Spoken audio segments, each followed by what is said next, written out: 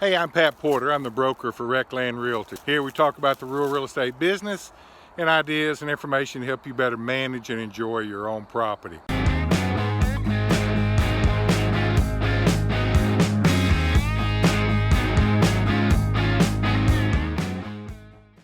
In this video, I want to talk to you about whether or not you ought to cut the timber before you sell a tract. That's a common question that we get because all of our clients, of course, are selling rural real estate, and so many of them have good timber on them, and a customer always asks a whole lot of times, hey, should I cut the timber before I try to sell it? There's no one-size-fits-all answer to that question, but I do want to give you two rules of thumb that we have gone by in the past on our own tracts and with our investment group, and these are things that I tell people when they ask me that question. Now keep in mind, it is not a one-size-fits-all answer, so if you disagree with the rule of thumb or have an exception, don't go, oh Pat, no, you're dead wrong because X, Y, Z. Well, I said the rules of thumb, okay?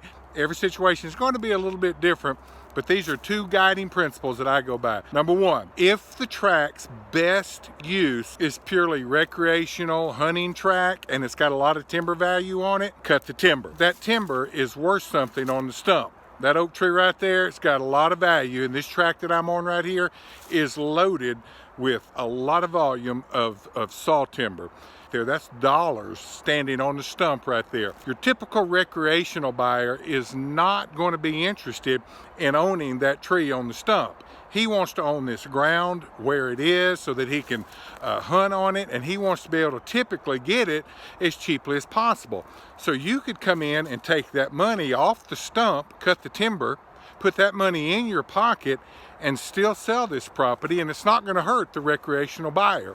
Now sure, they all want great big beautiful oak trees on it, but they don't want to pay for them typically. So put that money in your pocket, lower the price of the tract. You'll have an easier time selling it as a recreational property because that same guy's going to come in here and buy this place at $1,500 an acre after you've cut the timber, but he's not going to be interested in paying you $2,500 or $3,000 before you cut the timber, and that's what that timber is going to be worth on this tract.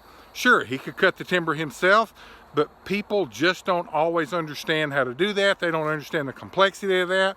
They want it a simple little turnkey. I want to buy the land, I want to come in there and hunt on it and be done with it. So put the money in your pocket, sell the tract if it's going to be a recreational tract. If it's going to be a higher use tract, for instance, this tract I'm on right here has the potential to be used for some home site development.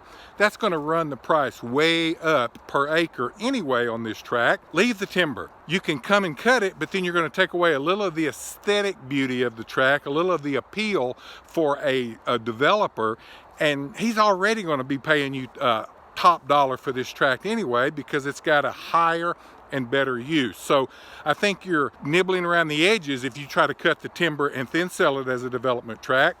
Go ahead and leave it on the stump. They will pay for it on the stump, whereas the recreational buyer typically won't. Those are just two general rules of thumb that we've used successfully over and over for a number of years on small tracts like this one and much larger tracts. So try those on for size. If you got any questions, be sure to yell at us. There's some more videos right there. Thanks for watching.